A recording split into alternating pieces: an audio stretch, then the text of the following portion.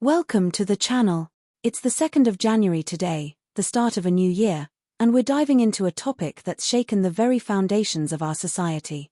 As always, we bring you the perspective of a true journalist, standing on the other side, looking at the situation with no sugarcoating, just the honest truth. No frills, just the raw facts. Today, we're talking about the shocking revelations surrounding Tommy Robinson, Elon Musk, and the long-hidden grooming gang scandal. Buckle up, because this is going to get interesting. Tommy Robinson's journey was never an easy one. For years, he had been demonized by the media, labeled as a far-right extremist, and accused of inciting hatred. But what most didn't know, or chose to ignore, was the truth he was fighting to expose. Grooming gangs, organized rings of men who preyed upon young girls, were operating unchecked across the UK. Tommy had been one of the few voices daring to name them, daring to demand justice. But the establishment didn't want to hear it. They didn't want to listen. It was a cold, rainy day in London when Tommy met a former officer from the National Crime Agency, who had spent years investigating the grooming gangs but was never allowed to bring the perpetrators to justice. Over cups of bitter tea, they spoke, their words cutting through the heavy air of frustration and secrecy. "Look, Tommy," the officer began, glancing over his shoulder, ensuring no one was eavesdropping, "I've seen it firsthand. We were told to back off. Told to stop investigating. Higher-ups in the force were complicit. This isn't just some isolated issue, it's a systemic cover-up. They're more concerned with their image than the truth." Tommy's eyes narrowed. He had suspected as much for years. "You're telling me the entire system has been complicit? How deep does this go?" The officer hesitated, taking a long sip from his mug. "All the way to the top. MPs, police chiefs, you name it. They turned a blind eye to protect their own. This wasn't just about grooming, it was about power, money, and reputation. The victims didn't matter. Their lives didn't matter." Tommy exhaled slowly. The weight of the officer's words hung heavy in the room. It wasn't just about exposing criminals, it was about taking down an entire system that had failed the people it was meant to protect. Despite the threats, the silencing, and the relentless campaigns to ruin his reputation, Tommy had continued. He became a thorn in the side of those in power. Every time they tried to shut him down, he fought back harder, and it was that relentless pursuit of justice that made him a figure of contempt and admiration all at once. "You know, the press have made me out to be a villain, a nutter, haven't they?" Tommy said, his voice tinged with both anger and resignation. "Yeah, mate," the officer replied, leaning forward. "They've painted you as a racist, a troublemaker. But I know what you're doing. And I'll tell you this, you've been right all along." Tommy ran a hand through his hair, feeling the weight of the fight pressing on him. "But I've been ostracized, haven't I? Shouted down, kicked out. They've done everything to bury the truth, even if it meant destroying me in the process. But I'll tell you what, I won't stop. Not until everyone knows what's been going on." The officer nodded in agreement, his voice low. "They've made you out to be the bad guy, but the truth's coming out now, Tommy. You were right. The truth has a funny way of coming to light, even if it takes time.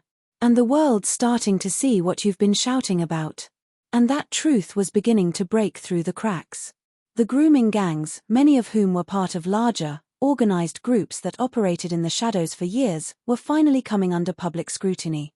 In a series of explosive investigations, the names of the perpetrators were being released, and the public was slowly waking up to the scale of the crimes. One particularly damning report by a renowned journalist revealed how local authorities had actively covered up the existence of these gangs to avoid tarnishing their multicultural image. It was a scandal that rocked the nation, with Tommy's name once again coming to the forefront, not as a pariah, but as the one who had been right all along. "I told you, didn't I?" Tommy said to a group of supporters as they gathered outside the courthouse. "I told you they were hiding the truth. They didn't want you to know, but now you do. The scales are falling off your eyes. Don't let them silence you anymore. We've been shouting into the wind for too long, but now, we're being heard." A young man in the crowd, his face a mix of admiration and disbelief, spoke up. "Tommy, mate, you've been saying this for years, but no one listened. Now, look at us. We're finally hearing it. Tommy gave a half smile, his voice firm. It wasn't easy, was it? But it was always about the truth. And now, we're not going anywhere. This fight isn't over yet. The media, once so eager to vilify him, was now forced to grapple with the revelations. They couldn't ignore the growing number of victims speaking out, nor the mounting evidence of a cover-up. In newsrooms across the country, reporters were scrambling to catch up with what Tommy had been saying all along. And yet, despite the victories, Tommy knew that the fight wasn't over. The establishment might have been exposed, but the battle for justice was ongoing. It would take more than just media attention to bring true justice to the victims. "Tommy, mate, do you think we'll ever get to the bottom of this?" a journalist asked him one evening, after another high-profile arrest was made. Tommy looked at the young reporter, his eyes tired but determined. "We're getting closer every day. But it won't be easy. These people have too much power. They'll fight back. But that's why we've got to keep pushing. We've got to make sure they can't bury the truth again." The reporter nodded, scribbling down Tommy's words. "I think the public's starting to wake up. Maybe it's time they realized who the real heroes are." Tommy smirked. "Heroes? I'm just a bloke with a voice.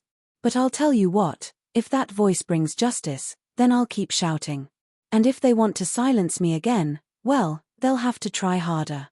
As Tommy Robinson's fight continued to unfold, it was clear that the man who had once been marginalized was now becoming a symbol of resistance. A voice for the voiceless, a figure who refused to let the truth be buried. The road ahead was uncertain, and there would be more battles to fight. But one thing was certain: Tommy Robinson was not backing down. The fight for justice had just begun. In an unexpected twist, Elon Musk, the billionaire known for his advocacy of free speech, has thrown his weight behind Tommy Robinson. Musk, a figure renowned for his bold and often controversial use of social media, began openly supporting Robinson, a polarizing activist who has long sparked heated debates in Britain. Through a series of tweets, Musk amplified Robinson's message, even retweeting his infamous documentary *The Rape of Britain* star. The documentary, which claims that British authorities have ignored a series of sexual abuse cases allegedly committed by men of Asian descent, has been met with both widespread praise from Robinson's supporters and fierce criticism from his detractors.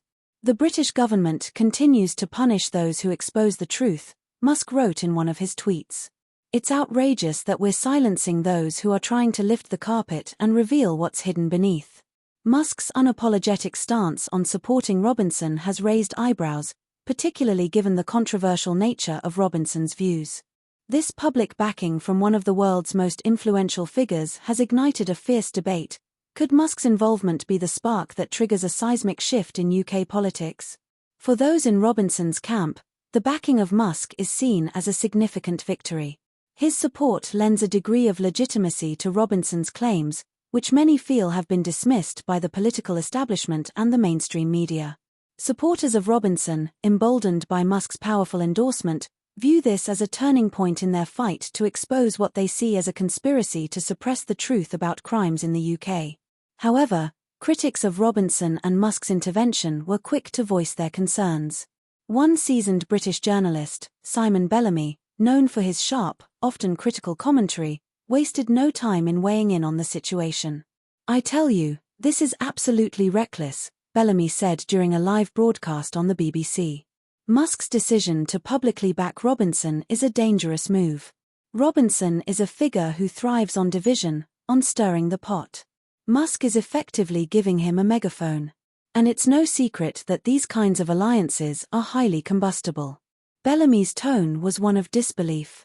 As a journalist who has spent years covering the political undercurrents in the UK, he could hardly fathom the implications of Musk's involvement. "We're talking about a man with a vast influence. A man who can change the direction of entire industries with a tweet," he continued.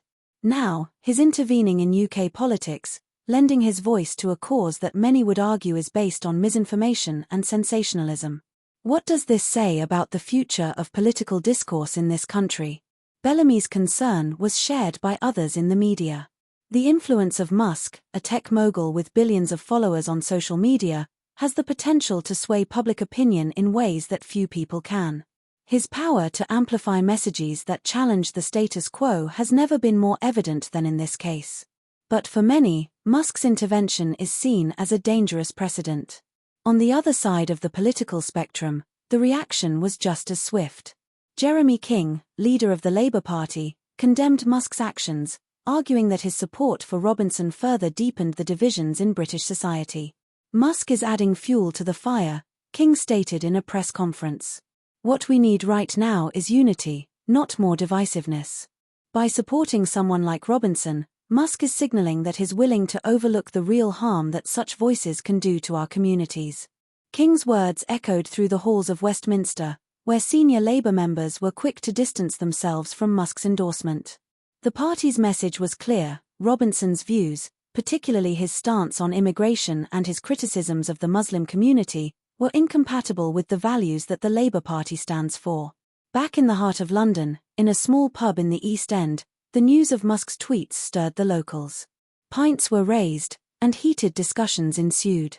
"I reckon Musk's doing it for the clicks, mate," said one regular, John, shaking his head. "It's all a game to him, innit?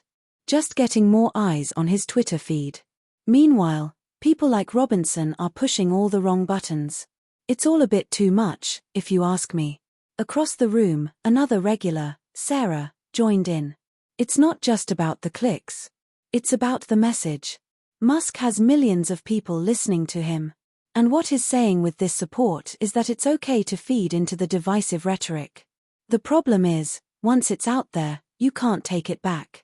Robinson's already dangerous enough on his own, but now Musk is making it worse." Despite the differing opinions, one thing was clear: Musk's involvement had added a new layer of complexity to an already fraught situation. No longer was Robinson's fight confined to his own circle of followers, it had now entered the realm of global politics, thanks to Musk's influence. The debate reached its climax when Musk himself doubled down on his support. In an interview with a tech podcast, Musk was asked about the backlash to his tweets. He was unflinching in his response: "If you can't speak the truth, then what's the point of free speech? I've seen what's happening in the UK, and I've seen how people like Tommy Robinson are being silenced for telling the truth. If you're not willing to stand up for those voices, then you're part of the problem." His words echoed across social media, sparking further debate. For some, Musk's statements were a call to arms, a rallying cry for those who felt their voices were being suppressed by the establishment. For others, they were a stark reminder of the dangers of unchecked power, especially when that power is wielded by someone as influential as Musk. In the halls of Parliament, the intervention of Musk raised concerns about the future of British politics. Would this lead to a deeper divide between the political left and right? Would Musk's influence on social media shape the course of the next general election? For now, it was unclear. But one thing was certain: the intervention of Elon Musk had shaken up the status quo, and the ramifications of his involvement would continue to be felt for months, if not years, to come. Reform UK's potential U-turn. The political landscape in Britain is an ever-shifting mosaic, constantly rearranged by the tides of public opinion, political strategies, and the ebb and flow of popular figures. As the winds change direction, Reform UK, a party once known for its distaste for extremism, now finds itself at a crossroads. This shift is not subtle, nor is it inconspicuous. Its ramifications could shake the very foundation of British politics. A massive shift, one that involves none other than Elon Musk, is now on the horizon. Reform UK, initially formed as a protest party following the Brexit referendum, has made waves by advocating for a variety of policy changes, most notably its calls for reform in the political system, as well as its critiques of the established order. It was a voice of dissent, loudly proclaiming that the system was broken, and it needed to be fixed, once and for all. But amidst the chaos, there was always a reluctance, a certain hesitancy about certain figures, most notably Tommy Robinson, the controversial far-right activist. The party had, in previous years, distanced itself from Robinson, fearing that his association might alienate potential supporters who were looking for something less divisive, something more palatable to the mainstream. Yet now, the winds of change have begun to blow through the corridors of Reform UK, and with Musk's recent endorsement, a question arises: Will the party reconsider its stance on Robinson? Could it, in a dramatic U-turn, embrace the cause of justice and transparency that Robinson has so ardently championed? The tension is palpable, and it is a dilemma that many within the party find themselves unable to ignore. As the debate rages behind closed doors, the party's leadership has to navigate through these murky waters. Among the dissenting voices is the ever-vocal Jonathan Cole, a senior strategist in Reform UK. Well, I'm not sure it's the best move, is it? Musk is a big player, sure. But he's hardly the person we want as our guiding light, Jonathan argues, his voice sharp as ever. There's always been a clear divide in Reform UK. We're a party of ordinary folk, a party that speaks up for the working class. Aligning ourselves with someone like Robinson, someone who has a track record of controversy, could bring us more heat than we can handle. Emily Thompson, a longtime member of the party's grassroots arm, nods, her expression grim. I get what you mean, Jonathan. But let's be honest with ourselves here.